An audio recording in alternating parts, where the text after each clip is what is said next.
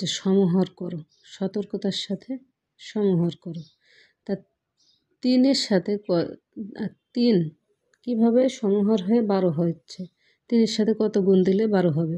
3-এর সাথে 4 গুণ দিলে 12 হবে। 3 4 12। তো আমরা যে 3-এর সাথে 4-এর গুণ দিয়েছিলাম, সেই 4 গুণ 1।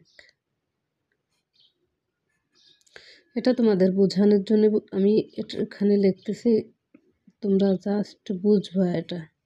এই গুণ দিচ্ছি কী জন্য, এটার সাথে এটার যে গুণ হয়েছে এটা যদি তোমাদের ক্লিয়ার না করি তাহলে তোমরা কখনোই এটা বুঝতে পারবে না। আর যদি এটা একবার ক্লিয়ার হয়ে যায় তাহলে তোমরা অবশ্যই বুঝতে পারবা যে এই 4 এই 3-এর সাথে গুণ হয়েছে, এটা এই 4 না, এর সাথে 4 গুণ দিলে তবে হয়েছে 12। সেই 4টাকে 1-এর সাথে গুণ দিতে হয়েছে।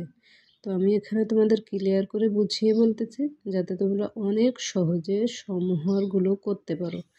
তো এখানে আমরা এই 4-এর সাথে কত গুণ দিলে 12 হবে?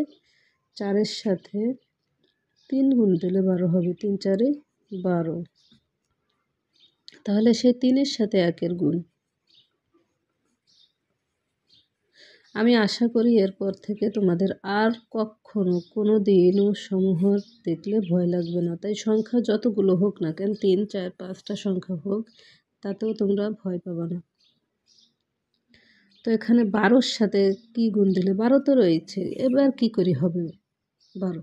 তো 12 আছে যেহেতু 12-র সাথে 1-এর গুণ দেব। 1-এর যদি গুণ দিই তাহলে 12ই হবে।